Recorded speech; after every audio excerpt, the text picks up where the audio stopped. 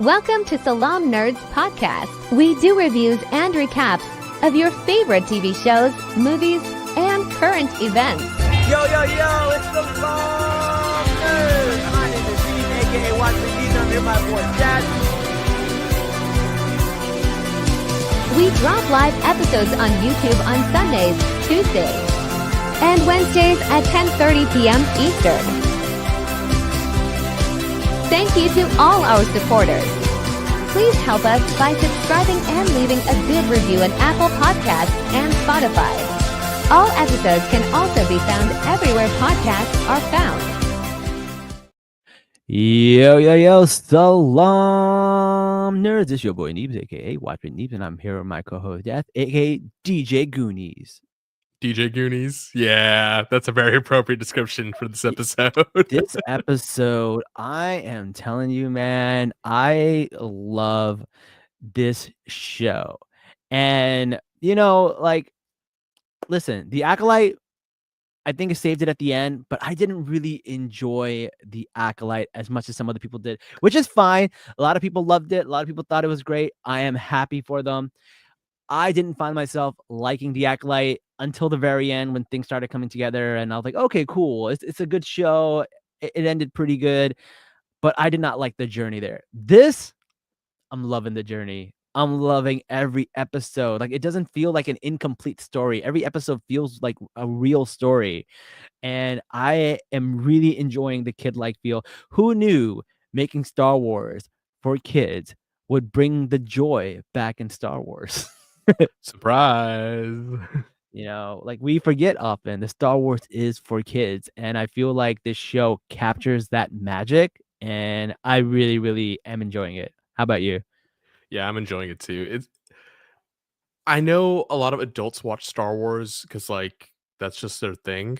Yeah. But I remember seeing this TikTok recently of Hayden Christensen getting his flowers finally. Right. Yeah, and it's because the kids from the prequel era are now the adults who can show up and do this, right? Right. Star Wars is always meant for kids, and you see that through how people love Hayden Christensen, even though when the prequels first came out, people hated the movies and they hated his acting. Yeah. But it's the kids who really are cheering it on now, or who were kids back then, and the kids now. They're the ones who are really pushing Star Wars forward, and it is a kid show, completely fine. I watch a lot of kid shows. I mean, hell, I got you to One Piece. It's technically a kid show. That is true. Yeah, and they can be powerful. They're great. And even then, it's like people are like, well, you're alienating our fan base and stuff like that. And that's always been the plan. As someone who's had a marketing degree along my engineering degree, there is a thing where you have to make sure that your product sustains through time, because what happens is a lot of the people, not all but a lot, and I feel like these people have the loudest voices, they grew up with Star Wars, and a lot of people that grew up with Star Wars, they like it, but they take a step back from the fandom. They raise a family, they have kids, they do that stuff, and then they enjoy Star Wars with the next generation, with their kids. And when their kids grow up, they're going to do the same thing with their kid. And it's kind of similar to what happens in wrestling. Wrestling, you grow up with it, and then your kids watch it, and then you're always going to be well, it's not the same. Back in my day, there was a different style of acting, and we had these characters like Papa Shango and the Ultimate Warrior. Now you got these people like Stone Cold Steve Austin and The Rock, and then those kids grow up and they're like, well, I don't know about these characters that you have. We used to have The Rock and Stone Cold Steve Austin, and now you have Roman Reigns. So it's it's the same type of thing, but with Star Wars. But this is how you keep it sustained, right? Because these kids who are watching the Skeleton Crew are going to grow up to be Star Wars fans, because the same way people who watch the prequel, if you watch The Phantom Menace, that is a legit children's movie. Jar Jar Binks is literally for the kids. There's a little kid in a speedster.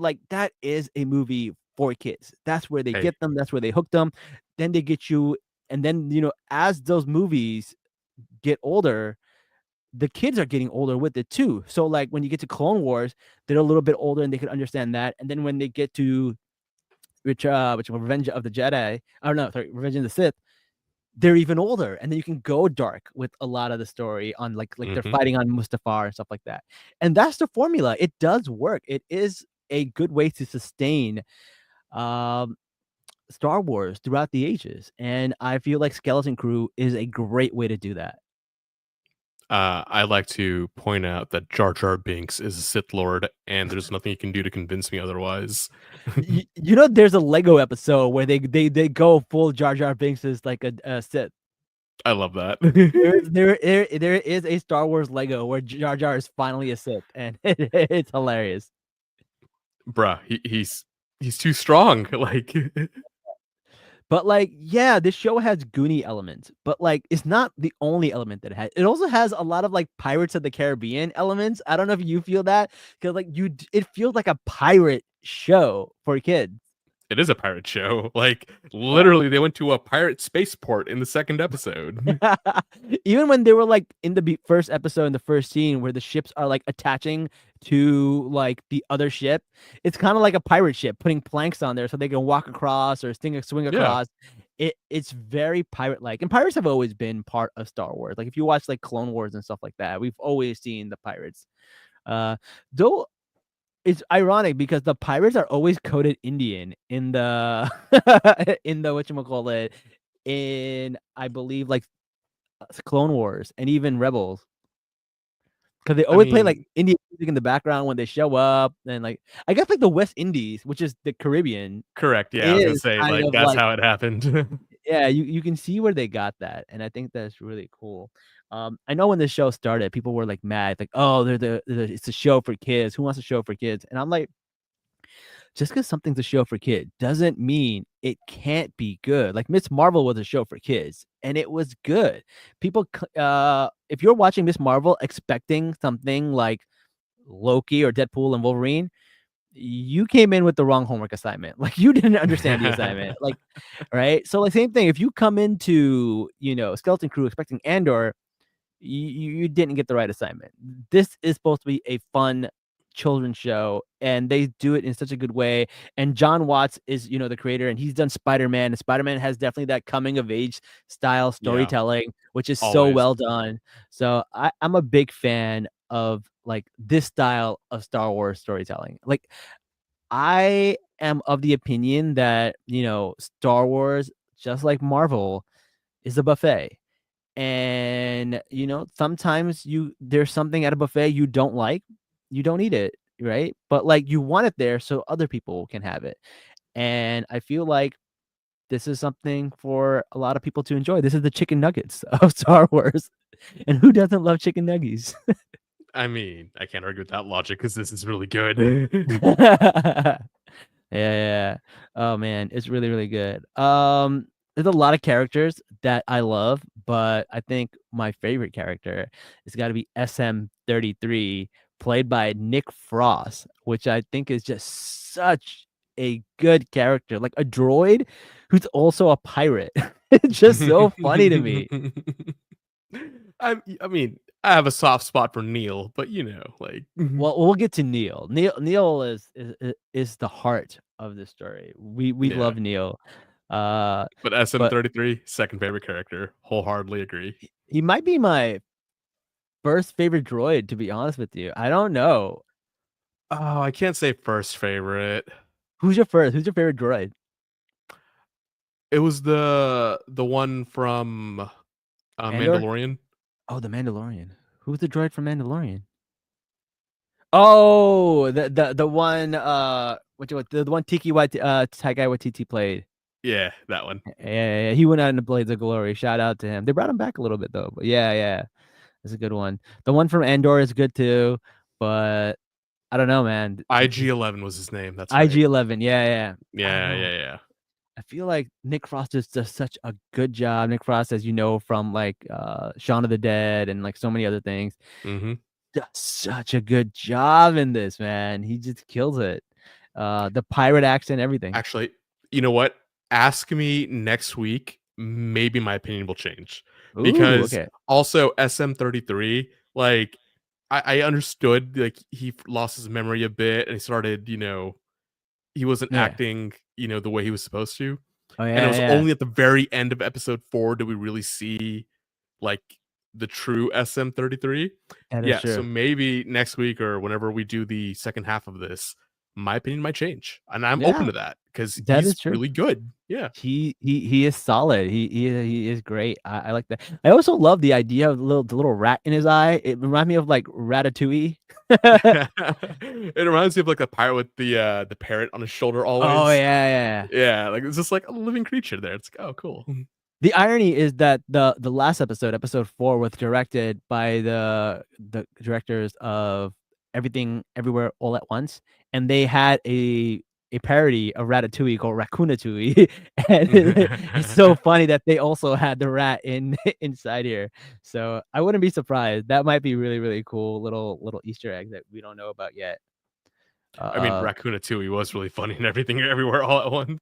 I know Raccoonatouille is so funny. Also we get to uh Captain Silvo. He's the first person we see, who is later revealed to be Jod, who is later revealed to be Crimson Jack. Like, yeah, so he's got like so many aliases, which is cool because Crimson Jack is an actual character from the comics. He's in the Mhm. Marvel Star Wars comic, and he has run-ins with Han Solo. So he's like a real character who actually knows Han Solo, which is super cool. Legit pirate. Yeah, legit pirate, also known as Redbeard in the Star Wars universe. So that's really, really cool. Um, and then we meet like our main star of the show, I guess, who you think would be the main star is Wim, who lives in Atten. Wim, the actor, you may know him from Encanto. He does one of the voices in Encanto, which That's is where I really heard the cool. voice. Yeah, I was like, I Yeah, cannot place it, but yeah, okay. you see him, and they're living in the suburbs. Yo, Star Wars has suburbs. What are your thoughts about that? It is the most quintessential suburb I have ever seen. Like, Yo, you remember the intro from Weeds? It was like little boxes on the hillside, little boxes and whatever. Like, that's exactly what it reminded me of. Like, it it was it just so uniform, you know? I never thought I'd see a cul-de-sac in Star Wars. I never thought. Who, who ever Hey, thought to see that? but those cul-de-sacs are dope because they have like legit art and like structures in them. Like it's not a Yeah, boring cul-de-sac that's empty.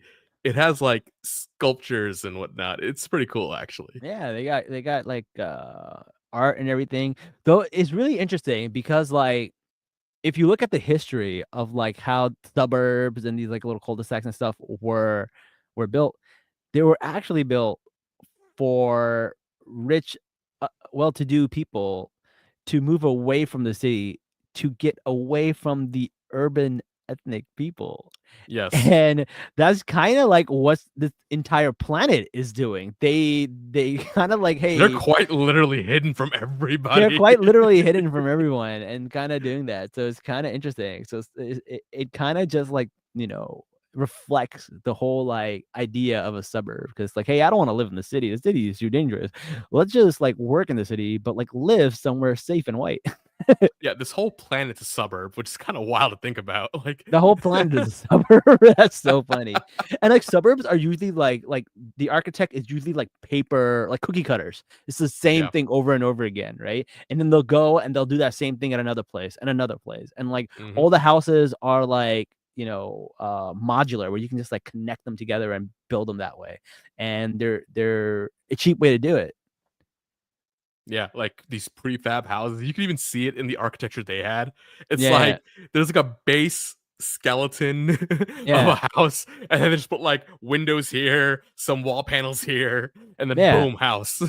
And we know that because they go into another planet called Ad Akron, and what happens is it's the exact same template. They just Like copied and pasted. yeah, copy paste straight up. Yeah. No, that's really, really funny. All right. And then as we see Wim goes to school, we see this little elephant looking kid. And like this is a new species. We never seen it. And it's our boy Neil. Neil, cute, nerdy kid, elephant trunk, little chubby. He's got his hair all like proper, and he turns around like, "You should not have come," which is a throwback to like Mustafar and Yep. Darth Vader. I thought that was really cool, and they're just like really into Jedi's, which is like most kids would be at that age. Mm-hmm. So I thought that was really really cool, and like I was just like at this point, I'm like, I'm already in, man. This is like you got a friendship, you got these characters, there's pirates, Star Wars. Like, what else do you want? It's quintessential suburbia life. Yeah, love it. Yeah. And then Neil's such a good character. He got this crush on this girl named Runa. Aw. and like there's this one scene where like the other two girls they they surprise him and like tell us your crush and he goes, "It's Runa." the voice change and they're like booming like speaker voice and Yeah. My theory is by the end of the series, all of his character development after going on this adventure, he's gonna go back and ask out Runa. That's good. That's my boy. That's what he's gonna do. you know, we'll get into it because what happened was it episode 3 or no, was it episode 4 where they were on 4. the at Akron? Yeah, Like, yeah. I mean, homie got his first kiss, He so did. He did get his first kiss, but I don't know. I don't know if he's ever gonna see that girl again. But you never know. You never know. you never know. I think that gave him the confidence to like go after his girl. Like, kind of boys, you ever like have a crush on a girl and then like somebody even hotter than that girl like tries to like holler at you and you're like, oh shit, am I handsome? Maybe I should go and have some confidence. It's all about confidence, bro. I mean, in my experience, the girl that first kissed me on the cheek, I fell for her. And the girl I had a Mm. crush on at the time was like, yeah, I'm done. Oh, okay. So you think he's gonna move on? All right, we'll Yep. see. Mhm. We'll see. All right. Neil also has like he's an older brother, so he had like takes care of his kids, even not kids, his brothers. Even Kids, though, siblings, yeah. yeah, kids siblings, and they beat him up all the time too. He- Quintessential coming of age show. I love it. yeah, like it. And then we also meet Katie and Fern, who are these like kind of rebel kids who are like smarter than everyone else, which like fair. Girls do mature and are smarter than men boys at that age. And in general, a lot of the In time. general. In general. I agree. Yeah. And I thought that was really cool. Like they introduced them and they're just like on these speedster bikes and like they're the cool kids. Like so like Wim is this like I guess like ADHD kid whose head is always in the clouds. And then, Neil is like the sweet, polite boy. He always does everything like that he's The told. nerd. And Yeah. the nerd, basically. And then you got these two kids who are kind of like the rebels a little bit, who are like, a little bit more of like know what's going on. So they all meet at some point and they end up in this ship. And I like how the girls trick them into doing all the work for them. I know, right? That's so Oh funny. my god, that was just perfect. And what was it like? Did they claim dibs or was it Yeah, claimsies or something like that. claimsies? Yeah. I thought that was really funny. I love how Like- they all abided by those rules. Like first one to say claimsies wins. Yeah. And they just agreed to it like As they should. as You they should. gotta respect the claimsies, bro. Of course, it's a legitimate contract. It's legal. Yeah. It's binding. And then they go in and they wake up this robot, which is SM-33. I heard the SM is actually for Smee, which is the pirate first lieutenant in Captain Hook. Mhm. That's who SM-33 is named after, which is really cool. And I like the way Firm convinced him that she's the captain now. I am the captain now. I am the captain now. I thought that was pretty clever. And I was like, okay, I like the way this is going. But then they end up in hyperspace and they basically get lost in space and they have to end up going to a port.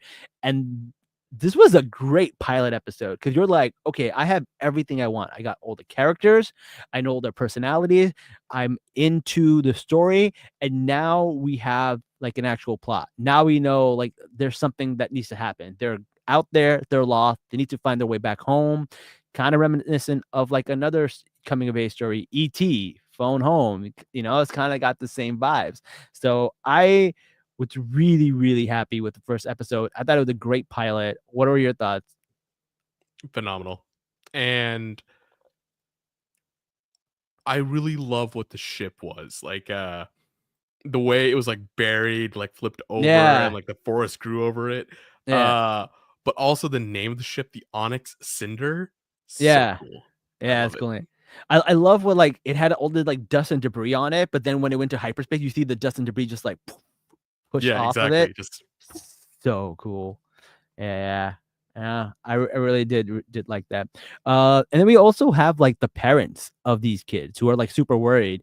And my theory is one of these parents is the original pirate who has the ship, who was part of the ship, who brought the ship there. What do you think?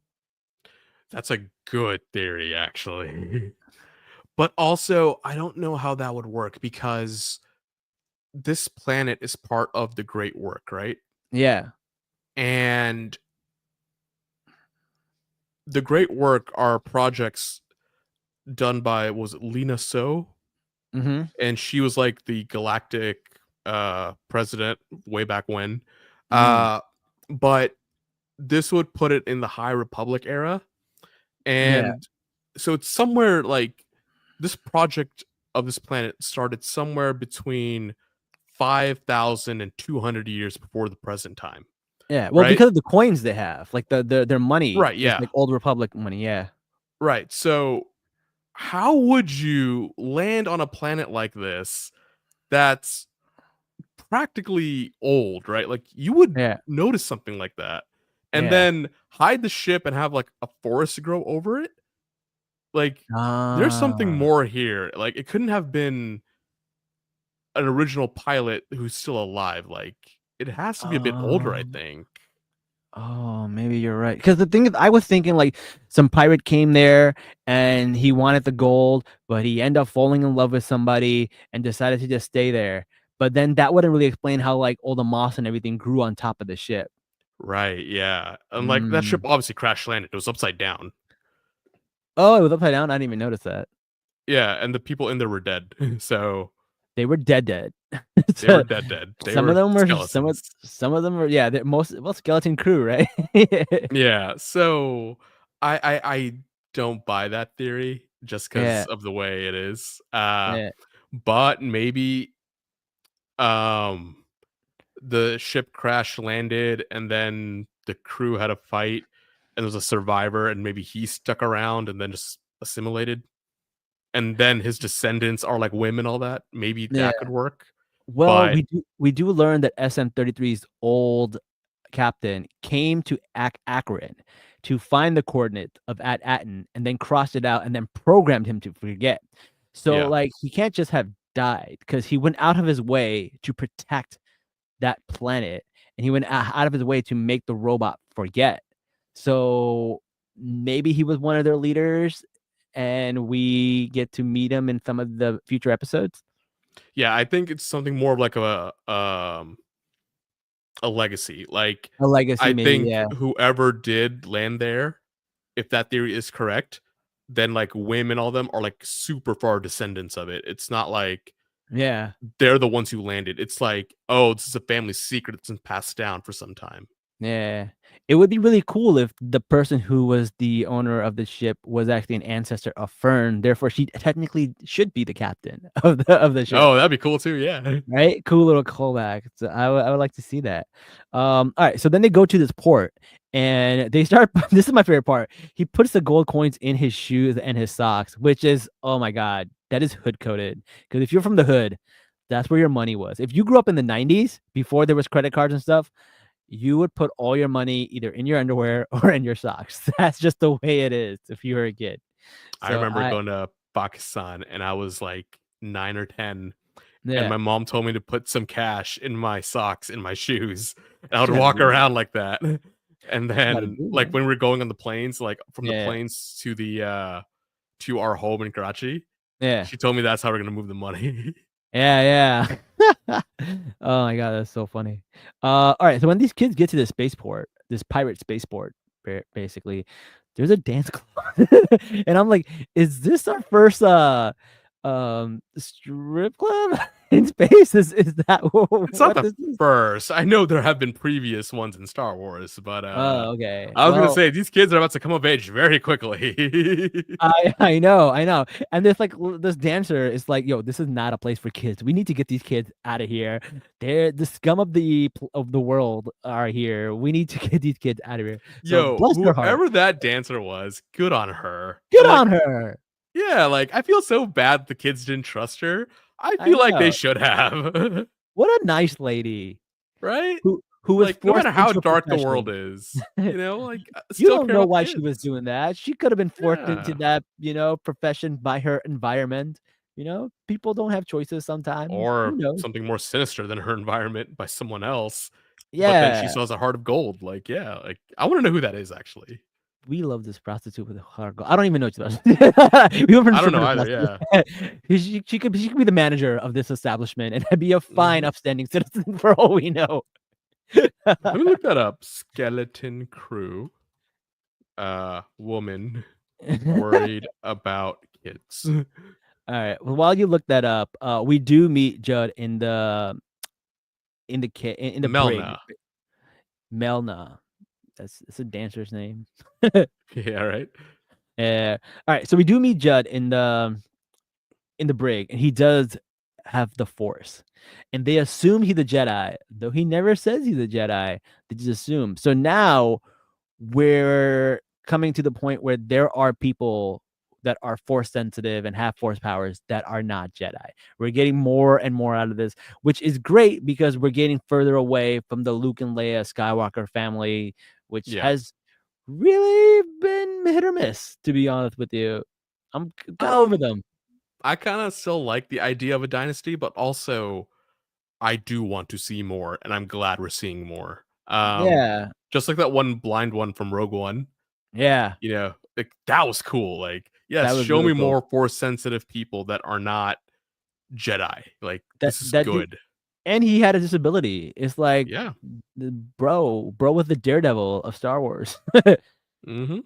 Yeah. No, really cool. So they escape, but then they ask him to go back from SM-33, and then they go back and he gets the robot, and they do a really cool one cut scene, which I thought was really cool. Another scene is like when the kids are arguing in the ship, you can see like fighting in the background and they're trying to get him and stuff, which was so well done. And they're trying to argue whether he's really a Jedi or not. Which is interesting because As we get kids do. as kids do, and they're just like, how else would you do it? And they're like, there's plenty of ways. Things float in space all the time in Star Wars. I'm like, that is true. Half their things are like anti-gravity machines. Yeah, can't argue that logic. Yeah, I was like, all right, cool. I did like the scene where they had the fuel hoses connected to them and they go to hyperspeed and they snaps back and just messes people up. I thought that was dope. That was such a good Yeah. Star Wars scene. And I love how many ships got damaged in that. I'm like, Yeah. thank you. Some authenticity if this was real. Like, That was really cool. All right. So now we meet this owl called Kim, and I'm like, that's not how I expected Kim to be. I know I did not either. Yeah. She was an owl. They made her do the 360 head turn or the 180 head turn, and I was like, oh Yeah. damn, she really is an owl. And she calls him Crimson Jack now. So now that's his third name. So basically, we get to find out, and then she helps them find where Ad Atten is based on the clues because this place is like not found by anybody. It's Yeah, completely the hidden. Everyone 9 thinks it's a legend. jewels of the Yeah. High Republic, completely hidden. But the way Well- they were able to narrow it down was because their school uniforms and stuff had clues on them, which I thought was really, really great. And I thought that was really cool. So the great way to do that. And then they end up on Akron. And I thought they did a complete time jump because like it looked just like their planet. And like he was like, oh, it's just like the tree in my house, but it's just grown a lot longer. And I was like, oh no, it's 100 years in the future and all their family is dead. That's what I was thinking. Which what are your thoughts? Uh, I kind of figured out it was one of the other jewels because, like, Uh, I need to kind of know the lore. Yeah. I think they kind of played with the idea that that was the thing because, like, I think Neil says something about, it being 100 years and something about, like, the Knight's Tale and stuff like that. So I think they were trying to do a little red herring, but they didn't let it sizzle long enough for us to, like, really think that that could actually be true. But because, like, another movie where that actually happens is called Flight of the Navigator. I don't know if you've ever seen that movie. It's such a good movie. It is good. I've seen it. It's so good, and this kid gets, Yeah. like, taken away from aliens, and then he comes back, but he comes back into the time jump, and even though he was an older brother, his younger brother is older than him, and he's, like, Yeah. in this new world and stuff, and it's just, like, it's also, like, a kid's coming of age kinda story, so I was like, "Oh, man, is this where they're going?" But it turns out it was not where they're going, but it was a cool little nod to it that I thought was really cool. Hmm. Um, and then what do you call it? We find out a little bit about where we are right now. And I believe Neil and Wim and the crew, they're just like walking around. Poor Neil's got asthma and there's too much pollution in this planet. He's just like struggling to breathe. Poor kid. Poor kid with this elephant trunk. And they meet Hana, who is at Troyak, and she's basically like part of some child soldier Coney ring that's happening. It's not Coney 2012 or whatever it was, man. Like, Yo, remember Coney? That shit was I wild. remember Coney 2012, yeah, and it was amazing. It's like over like the course of a week, everyone's talking about it, and then boom, it just disappeared. It just disappeared.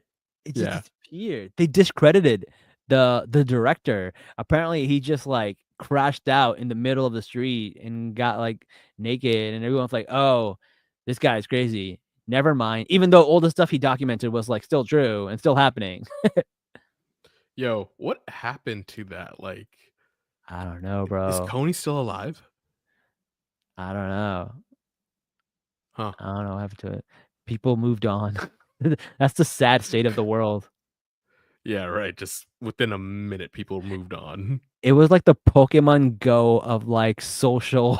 Like, it's But just people still crazy. play Pokemon Go. I still see somebody like now and then just playing it. Yeah, our friend Ski plays it all the time still. But Oh, like I just mean like locally. Forget Ski.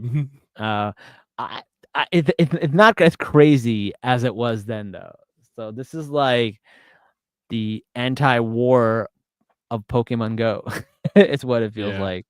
But yeah, and that's where Neil meets this girl, man, and like, poor guy, he's like feeling this girl a little bit, and she takes an interest in him, and then like she gives him food and stuff. And what does he do?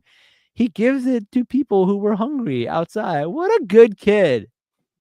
He's such a sweetheart. Like this is why I think he's my favorite character right now. Like Yeah, he has a heart of gold, and even beyond seeing all the things he's seen, he yeah, still wants to help everybody, which is kind of weird because Wim in the beginning was like, I just want to help people and I want to be a Jedi, right? yeah. But no, it's gonna be Neil. I'm calling it now. Oh, you think Neil would have the Force? That'd be crazy. Uh-huh. I'm calling it now. Because is a scene where like while they're in the cockpit of the ship, Neil picks up a stick and tries to move it with his hand. It's like a really It's brief, yeah. insignificant, subtle scene. That would be crazy. Mhm. Though I do have one beef with Neil. Okay. He is a little too naive because he was kind of talking down to Hana about like war and stuff. He's like, I don't know why you're at war. I would just apologize and move on. It's like that's not how war works, bro. But that's the beauty of it. He's such a naive child. You're right. Right? It doesn't work like that. But what if it did? What if you could just be like, "Oh, hey, I'm sorry," and then everyone's at peace? Like that's such a childish thing, but I still love it. And I don't know, because like maybe it's because of the stuff that's happening right now with children and the war in the Middle East right Yeah. now and Palestine and Gaza, where I'm like, imagine some privileged kid from like Chicago went up from the suburbs of Chicago, went to Gaza and be like, you guys should just like apologize, and I think it'll be okay. Like that's what it felt like to me. But I know how jarring that would be, and I know where we're at. But like hypothetically, Yeah, If that's all it took, would that not be nice? it would be nice. That's It- my escapism here. Like, I'm escaping from reality in Star Wars, and that's that's why true. I appreciate it so much. The reason I think this works a little bit is because they don't really explain why they're fighting. There's no like genocide happening. It's just they stole these goats or these animals or whatever, Yokis. Yokis, and then they got them back. So I guess because of that, I can let it go. I can let it go. So it's like they're fighting over something kind of stupid instead of fighting over something like real. And I guess because it's just topical right now, so it was really hard. That's the thing, man. Because of this like genocide that's been happening for a year, I have a lot of hard time watching TV shows and not like disassociating from like what's happening in the real world. Like I see things differently. Like even the Superman trailer that dropped today, there's like a scene in like the Middle East, and I'm just like, are they doing this? Are they Yes, they really are. like like come on, man. It's like I don't know. So I guess that's just me. That's just a me thing. So like I get it. I don't want to rain on anyone's parade, but it was like the one little thing that like it just bothered me a little bit. Yeah, I can understand that because, like, the Middle East is a real place, and, like, there's, like, Yeah, a legit emotional connection to it. yeah, Uh, Here, it's a goddamn different planet with fair, elephant talking people, like, it's not real. Let me dissociate and have a good time. fair. But you know what I thought was really funny? When Crimson Jack or whatever comes and he's like, "Hey, I got all of these like things for you." First of all, with a great scene because like it proved that these kids are actually brave. Like even though they're scared, they were actually brave enough to like walk through it and stuff like that, which I thought was really cool. But then he comes in with all of like the herd, and apparently he used the money he stole from Whim to buy them. But then he's like, "I'll just take the kids," and I'm like, from a storyline perspective, like, "Oh, that's great," but like if I was the person in there, I'd be like, "Hold up, yo, why does like middle-aged man want 4 kids?" I Yeah. would I would be like, "No, sir, these children cannot go with you. Who are Yeah. you? Are you their father? Are you related to them?" Yeah. I will wholeheartedly agree with that. It's But like they then all when Neil and Wim went up to and hugged him, and then he hugged him yeah, back, I was like, yeah. "Okay, alright." But they agreed to it before they did that, and I was kinda just like, "Bro, that's sus." You just sold 4 Very kids sus. into, like, child slavery for all you know. Yeah, but then also, like, knowing what they said earlier in that episode, which is that we honor our children, Yeah. if they got any hint of it, like, that dad would have been like, "Okay, it's game time. We came here for Yeah. war. We're going to war." That's true.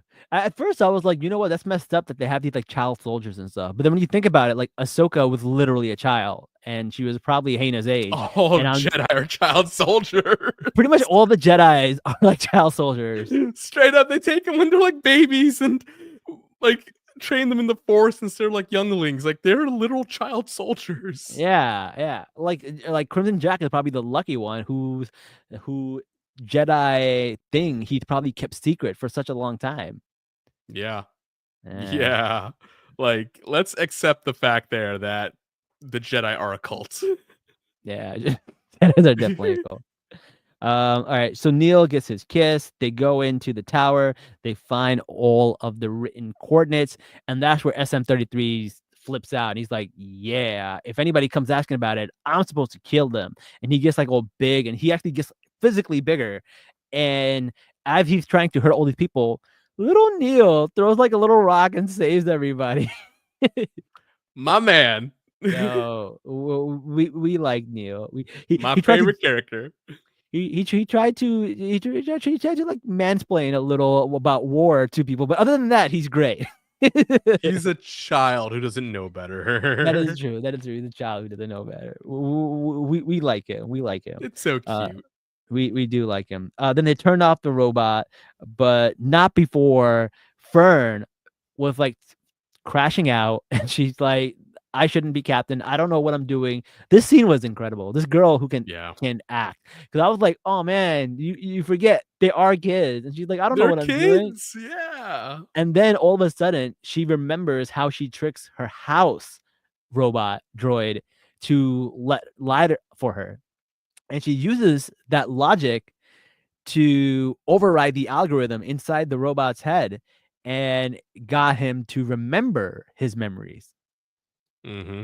And unfortunately, that triggered the whole attack sequence. That didn't trigger the attack sequence, but still, they were able to figure out, and hopefully they can get home. I'm really excited. This is only halfway through, and there's so much happening. But every episode leaves me satisfied. That's the thing, man. When I watch a lot of these other shows, like the Marvel and Disney shows, every episode does not leave me satisfied. It's like, oh, they just found a spot to stop, and they stopped. But this is like a full moment where I'm just like really happy with each episode, and I really, really like it. And that's how I felt with the Penguin. That's how I felt about, like, you know, some of these other shows like Rings of Power. God, But Penguin something that was so good. but Disney just can't do this well. And I'm happy to see they're finally able to do a TV show that feels like a TV show. Mm-hmm. Yeah, that's a good way to describe it. Like, and one other thing I love about these shorter shows, like this is an 8-episode show, right? Right. I think 8 episodes is great. I think 6 was too little. Yeah, 6 is way too little. I would hope for 10, but 8 is a good middle ground there, right? Yeah. The pacing in the show, so far so good. Like, I Yeah. am completely satisfied with that. Yeah. Like each episode feels like a chapter, right? Like Mhm. it ends. There's a conclusion. So I do really, really like it. The visuals are really like E.T., Goonies. Like, it's just so nostalgic. And like, yeah, they're using nostalgic, but they're doing it in a good way with a new, fresh story. So I really do enjoy it. And they put attention to detail. Like, when we were at Atten, Yeah. like, you could see those homes, you could see the windows and people inside. Like, Yeah. they didn't like skimp out on details. Like, they made it feel like it's a real place. Yeah. Yeah. It is. It is. It's basically the suburbs from E.T. turned into Star Wars. Like, Yeah. I totally get that. Yeah, man. This is probably, I don't know how much Star Wars has come out, but this is probably my favorite Star Wars in a long time. This is my second favorite Star Wars Really? TV show. Yeah. What's the first? I mean, like, 'cause, like, You know, in a it's long Andor. time. Yeah, but Andor was such a long time ago. Wasn't it like last year? No, Andor was like 2 years ago. Oh shit. Yeah, maybe a little over 2 years. Andor's was a while What? ago. Yeah, Andor's still my favorite too, but I haven't seen a good Star Wars in a long time because the Ahsoka show. It was good, but it wasn't like amazing. The last season of The Mandalorian was good, but it also wasn't amazing. Acolyte, I think, was hit or miss. So I don't know. Oh, season 1 was 2022. Yeah, and we're going to 2025 right now. Fuck. Yeah, right. So it was a while ago. But that means Andor's coming out next year in April. Andor is coming out next year. Yeah, I'm excited for that. Andor is Right. definitely my favorite. But like, I don't know, man. This is enjoyable. It's like digestible and it's Yeah. fun. And I just really, really am enjoying this. I love the characters. I love KD and like her goggles and like, Oh, you know, KD is such a vibe, man. we didn't get to talk about her a lot, but I really like her too. Yeah. When like, I love that, like, when like things are blasting off, she just stands there and doesn't even move. Or like when she's like in bed, she's staying up and she's like, I'm calculating the odds, which is like, she may be like autistic coded or something, but like, I really do think that she is a fun character and she's a really good character. Like, She's brilliant. Wim has ADHD. She might have like, might be autistic. So they have like these characters, and like, you know, we got the nerd with the inhaler and asthma, and you got the And little the bit of rebel, the cool rebel. girl. Yeah. I like these archetypes, and it's like fun to see them in young Star Wars. I don't know. It's fun. I'm having a good time. I like this show. I can't wait to see the rest of it. Yeah. So we'll do like a part 2, or maybe we'll wait till 2 more episodes drop and then we'll do another one. But we'll see how we feel about it. But so far, we're liking it. Let us know in the comments how you feel about it. By the way, our Spotify now has a comment section. So like, if you listen to us on Spotify, or Apple Podcasts, you can literally leave comments after every episode. So let us know what you think about this episode. Let us know what you talk about it. And on the next episode, we will read out all the comments and react to them. Also, if you're on YouTube right now or Twitch and you are watching this, leave comments and we'll react to them. We are back, baby. We took a little bit of a hiatus. December we usually crash out. Which is pretty normal for us every December. Yeah, we just happened to crash out a bit earlier this time. Yeah, we crashed out a little bit earlier and we took a little bit break, but we are back.